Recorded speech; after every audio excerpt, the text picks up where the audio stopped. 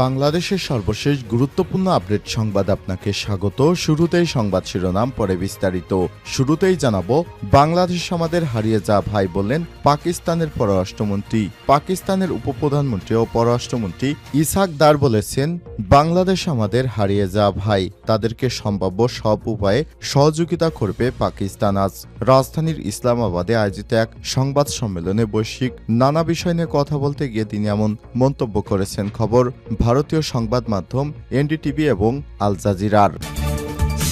এরপর জানাবো, কাজী নজরুল ইসলাম বাংলাদেশের জাতীয় কবি, গেজেট প্রকাশ। বিদ্রোহী কবি কাজী নজরুল ইসলামকে বাংলাদেশের জাতীয় কবি হিসেবে মর্যাদা দিয়ে গেজেট প্রকাশ করেছে অন্তর্বর্তীকালীন সরকার। এদিকে হিন্দুদের জন্য চাকরি নিষিদ্ধের বিষয়ে যা জানালো প্রধান উপদেষ্টার প্রেস উইং। সরকারি চাকরিতে বাংলাদেশ সরকার হিন্দুদের প্রবেশে নিষিদ্ধ করেছে বলে অতি সম্প্রতি একটি টাইমস আলজেব্রার এক্স হ্যান্ডেল সাবেক টুইটার অ্যাকাউন্টের একটি পোস্টে দাবি করা হয়েছে। প্রধান উপদেষ্টার প্রেস উইং বিষয়টির সত্যতা নিয়ে স্পষ্ট বার্তা দিয়েছেন। এবারে জানাবো, ৪৩তম বিসিএস পুনর্বিবেচনার সুযোগ পাচ্ছে ২৬৭ প্রার্থী। ৪৩তম বিসিএসে বাদ পড়া ২৬৭ জন প্রার্থীকে পুনর্বিবেচনার আবেদনের সুযোগ দিচ্ছে সরকার। আবেদন পেলে পুনরায় যাচাই বাছাই করে তাদেরকে গেজেটভুক্ত করা হবে। এ সংক্রান্ত আদেশ জারি করেছে জনপ্রশাসন মন্ত্রণালয়। জানাবো, ১৪,২৫,০০০ টন জ্বালানি তেল আমদানির অনুমোদন। চলতি বছরের জানুয়ারি থেকে জুন সময়ে ৭ দেশের ৮ প্রতিষ্ঠান থেকে মোট ১৪,২৫,০০০ মেট্রিক টন জ্বালানি তেল আমদানির অনুমোদন দিয়েছে সরকার। এতে মোট ১১,৪৭৯ কোটি ৪ লক্ষ টাকা ব্যয় হবে। এবং সর্বশেষ জানাবো, স্বাধীন দেশে প্রথম ক্রস ফায়ার সিরাজ শিকদার। আজ ২ জানুয়ারি বৃহস্পতিবার। পঞ্জিকার পরস্পরায় ১৯৭৫ সালে ২ জানুয়ারি ছিল বৃহস্পতিবার। এদিন শেখ মুজিবুর সরকারের নিরাপত্তা বাহিনীর হাতে নির্মমভাবে হত্যাকাণ্ডের শিকার হয়েছিলেন তখনকার স্বাধীন বাংলাদেশের সর্বপ্রথম ক্রসফায়ারে নিহত এই ব্যক্তির নাম সিরাজ শিকদার। তিনি শেখ মুজিবের বাকশালীর বিরোধিতা করেছিলেন বিধায় তাকে ক্রসফায়ার দিয়ে হত্যা করেছিল শেখ মুজিব। আমার দেশ পত্রিকার প্রতিবেদনে এমনটা জানানো হয়েছে। প্রিয় দর্শক, এতক্ষণ শুনছিলেন সংবাদ শিরোনাম, এবারে বিস্তারিত। তবে তার আগে বন্ধুরা, অনুরোধ থাকবে সংবাদটিতে একটি লাইক দিন। এই চ্যানেলে আপনি নতুন হয়ে থাকলে আমাদের সংবাদটি দেখতে দেখতে চ্যানেলটি সাবস্ক্রাইব করে রাখুন, যাতে করে বন্ধুরা আমাদের পরবর্তী লেটেস্ট আপডেট সংবাদগুলো সবার আগে আপনার কাছে পৌঁছে যায়। কমেন্ট করে আপনার মূল্যবান মতামত জানিয়ে দিন আপনি বিশ্বের কোন দেশ থেকে বা বাংলাদেশের কোন স্থান থেকে আমাদের সংবাদটি দেখছেন এবং শুনছেন। এবারে বিস্তারিত। বাংলাদেশ আমাদের হারিয়ে যা ভাই বললেন পাকিস্তানের পররাষ্ট্রমন্ত্রী।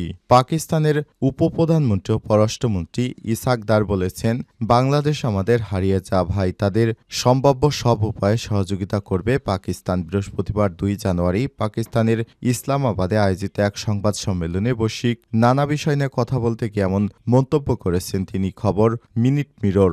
সংবাদ সম্মেলনে গাজায় চলমান গণহত্যার বিষয়ে পাকিস্তানের দৃঢ় অবস্থান এবং ইসরায়েলের প্রধানমন্ত্রী প্রকাশ্যে নিন্দা জানিয়েছে। পাকিস্তানের পররাষ্ট্র মন্ত্রণালয়ের কার্যালয় তার দায়িত্ব পালন করছে। তিনি সকল আন্তর্জাতিক ফোরামে কাশ্মীর ইস্যু উত্থাপনের জন্য পাকিস্তানের প্রতিশ্রুতি পুনর্ব্যক্ত করেছেন। পাকিস্তানের কূটনৈতিক বিচ্ছিন্নতা ১ বছরের মধ্যে শেষ হয়েছে বলেও সংবাদ সম্মেলনে মন্তব্য করেছেন ইসহাক দার। তিনি বলেছেন, আমাদের পররাষ্ট্র দপ্তর বলেছে আমরা অর্থনৈতিক কূটনীতি অনুসরণ করব। ঢাকা সফরের পরিকল্পনার কথা জানিয়ে পাকিস্তানের এই মন্ত্রী বাংলাদেশকে সহযোগিতার মূল অংশীদার হিসেবে বর্ণনা করেন। ছাত্র জনতার অভ্যুত্থানে গত জুলাই আগস্টে সাবেক প্রধানমন্ত্রী শেখ হাসিনার সরকারের পতনের পর ঢাকা ইসলামাবাদ সম্পর্ক নতুন গতি পেয়েছে। ১৯৭১ সালের পর প্রথমবার সরাসরি সমুদ্র যোগাযোগে জাহাজ চালু হয়েছে। একই সঙ্গে পাকিস্তানের সাথে বাংলাদেশের কার্গো পরিদর্শন সংক্রান্ত নিষেধাজ্ঞাও তুলে নেওয়া হয়েছে। এরই অংশ হিসেবে সম্প্রতি পাকিস্তানের দক্ষিণ অঞ্চলীয় বন্দরগিরি করাচি থেকে একটি পণ্যবাহী জাহাজ সরাসরি বাংলাদেশের চট্টগ্রাম বন্দরে নোঙর করে। ১৯৭১ সালের পর এটি প্রথম কোনো পাকিস্তানি পণ্যবাহী জাহাজ বাংলাদেশে নোঙর করার ঘটনা। কাজী নজরুল ইসলাম বাংলাদেশের জাতীয় কবি গেজেট প্রকাশ। বিদ্রোহী কবি কাজী নজরুল ইসলামকে বাংলাদেশের জাতীয় কবি হিসেবে মর্যাদা দিয়ে গেজেট প্রকাশ করেছে অন্তর্বর্তীকালীন সরকার। গত রোববার ১৫ ডিসেম্বর এই বিষয়ে প্রজ্ঞাপন জারি করে সংস্কৃতি বিষয়ক মন্ত্রণালয়। প্রজ্ঞাপনে বলা হয়েছে, কবি নজরুল ইসলামকে ২৪শে মে ১৯৭২ সালে কলকাতা হতে সপরিবারে ঢাকায় আনা হয় এবং তার বসবাসের জন্য ধানমন্ডিস্থ ৩৮ নম্বর পুরাতন সড়কের ৩৩০ বাড়িটি বরাদ্দ প্রদান করা হয়। কবিকে ১৯৭৬ সালের ১৮ ফেব্রুয়ারি আনুষ্ঠানিকভাবে বাংলাদেশের নাগরিকত্ব প্রদান করা হয় এবং একই বছরে তাকে ২১শে পদকে ভূষিত করা হয়।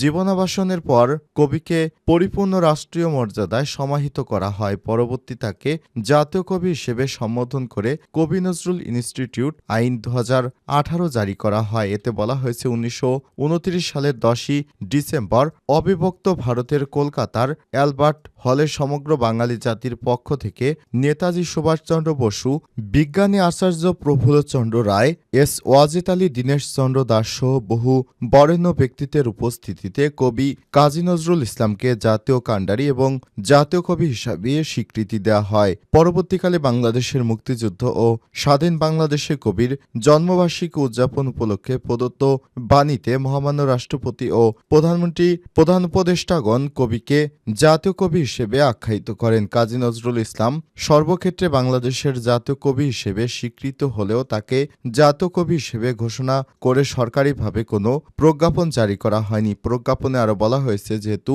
কবি কাজী নজরুল ইসলাম জাতীয় কবির মর্যাদার বিষয়টি ইতিমধ্যেই প্রতিষ্ঠিত হয় সত্ত্বে এবং রাষ্ট্রীয় পর্যায়ে স্বীকৃত, যেহেতু বাংলাদেশের জনগণ তাকে জাতীয় কবি ঘোষণা করে সরকারি প্রজ্ঞাপন প্রত্যাশা করে, সেহেতু তার ঢাকার আগমনের তারিখ ৪ মে ১৯৭২ জাতীয় কবি ঘোষণাপূর্বক গেজেট প্রজ্ঞাপন প্রকাশের প্রস্তাব গত ৫ই ডিসেম্বর অনুষ্ঠিত উপদেষ্টা পরিষদের সভায় অনুমোদন করা হয়।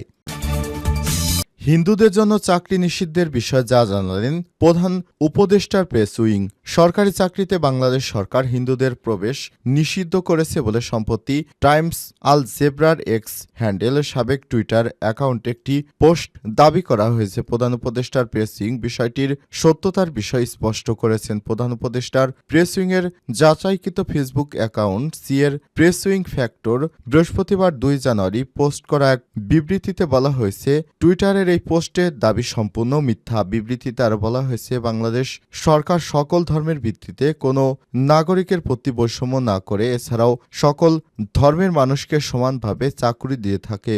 বাংলাদেশে কখনোই ধর্মের ভিত্তিতে চাকরি দেওয়া হয় না। এছাড়াও পোস্টে উল্লেখিত স্বরাষ্ট্র বিষয়ক উপদেষ্টার বিবৃতিটিও মিথ্যা বলে জানিয়েছে প্রেস উইং। প্রসঙ্গত, ছাত্র জনতার অভ্যুত্থানের মুখে শেখ হাসিনা দেশ ছেড়ে পালিয়ে ভারতে আশ্রয় নেওয়ার পর বাংলাদেশে হিন্দুদের উপর অত্যাচার নির্যাতন হচ্ছে বলে একের পর এক ভুয়া সংবাদ প্রকাশ করে ভারতীয় বিভিন্ন গণমাধ্যম এছাড়াও সামাজিক যোগাযোগ মাধ্যম টুইটারের বিভিন্ন ভুয়া অসত্য তথ্য প্রচার করছে ভারতীয় বিভিন্ন অ্যাকাউন্ট। ৪৩তম বিসিএস পুনর্বিবেচনার সুযোগ পাচ্ছেন ২৬৭ প্রার্থী। ৪৩তম বিসিএসে বাদ পড়া ২৬৭ প্রার্থীকে পুনর্বিবেচনার আবেদনের সুযোগ দিচ্ছে সরকার। আবেদন পেলে পুনরায় যাচাই বাছাই করে তাদেরকে গেজেটভুক্ত করা হবে সংক্রান্ত আদেশ জারি করেছে জনপ্রশাসন মন্ত্রণালয়। এতে বলা হয়েছে, ইতিমধ্যেই সাময়িক নিয়োগের জন্য উপযুক্ত অনুপযুক্ত ২২৭ জনের মধ্যে যে কেউ পুনর্বিবেচনার আবেদন করলে তা গ্রহণযোগ্য হচ্ছে। পুনর্বিবেচনার আবেদন করার সুযোগ থাকলে সকলের জন্য উন্মুক্ত আছে। ৪৩তম বিসিএস পরীক্ষার মাধ্যমে বিভিন্ন ক্যাডারে নিয়োগের জন্য সাময়িক ২১৬৩ জন প্রার্থীকে মনোনীত করে গত বছরের ২৫শে জানুয়ারি ২ সুপারিশ করে বাংলাদেশ সরকারি কর্ম কমিশন বিপিএসসি বাংলাদেশ পুলিশের স্পেশাল ব্রাঞ্চ সংশ্লিষ্ট জেলার জেলা প্রশাসকগণের মাধ্যমে প্রার্থীগণের প্রাক চরিত্র যাচাই বাছাই প্রাপ্ত সুপারিশকৃত ২১৬৩ জন পরীক্ষার মধ্য থেকে স্বাস্থ্য পরীক্ষায় অনুপস্থিত ৪০ জন, এজেন্সি রিপোর্ট বিবেচনায় সমসাময়িক ৫৯ জন সহ মোট ৯৯ জনকে বাদ দিয়ে ২০৬৪ জন প্রার্থীর অনুকূলে ১৫ অক্টোবর নিয়োগ দিয়ে প্রজ্ঞাপন জারি করা হয়। প্রজ্ঞাপন জারির পর থেকে বিভিন্ন দৃষ্টিকোণ থেকে এই নিয়োগের গ্রহণযোগ্যতা নিয়ে প্রশ্ন উঠে। এজন্য সকল সমালোচনার ঊর্ধ্ব থেকে সরকারি নিয়োগ প্রক্রিয়ার আস্থা ও বিশ্বাস পুনঃপ্রতিষ্ঠিত করা করার নিমিত্তে 43তম BCS এর সুপারিশকৃত 2163 জন প্রার্থীর বিষয়ে রাষ্ট্রীয় গোয়েন্দা সংস্থান NSI এবং DGFI এর মাধ্যমে প্রাক চরিত্র পুনরায় অধিকতর যাচাই বাছাইয়ের সিদ্ধান্ত গৃহীত হয়। NSI এবং DGFI থেকে 2163 জন প্রার্থীর উপযুক্ততা অনুপযুক্ততার বিষয়ে আবেদন পাওয়া যায়। প্রতিবেদন অনুযায়ী 227 জন প্রার্থীর প্রাক চরিত্রের বিষয়ে বিরূপ মন্তব্য বা আপত্তি পাওয়া যায়। 227 জন প্রার্থীর বিষয়ে বিরূপ মন্তব্যের কারণে সাময়িকভাবে নিয়োগের জন্য অনুপযুক্ত বিষয় বিবেচনা করা হয় এবং তাদের বিষয়ে অধিকতর যাচাই বাছাই ও খোঁজখবর নেওয়ার সিদ্ধান্ত গ্রহণ করা হয়। স্বাস্থ্য পরীক্ষায় অনুপস্থিত 40 জনকে নিয়োগ করার জন্য অনুপযুক্ত বিবেচনা করা হয়। এমন বাস্তবতায় সুপারিশকৃত 2163 জন প্রার্থীর মধ্য থেকে স্বাস্থ্য পরীক্ষায় অনুপস্থিত 40 জন এবং গোয়েন্দা সংস্থার প্রতিবেদন বিবেচনায় সাময়িকভাবে অনুপযুক্ত 227 জন সহ 267 জনকে বাদ দিয়ে অবশিষ্ট 1896 জন প্রার্থীকে নিয়োগের চূড়ান্ত সুপারিশ করে 30 ডিসেম্বর প্রজ্ঞাপন জারি করা হয়।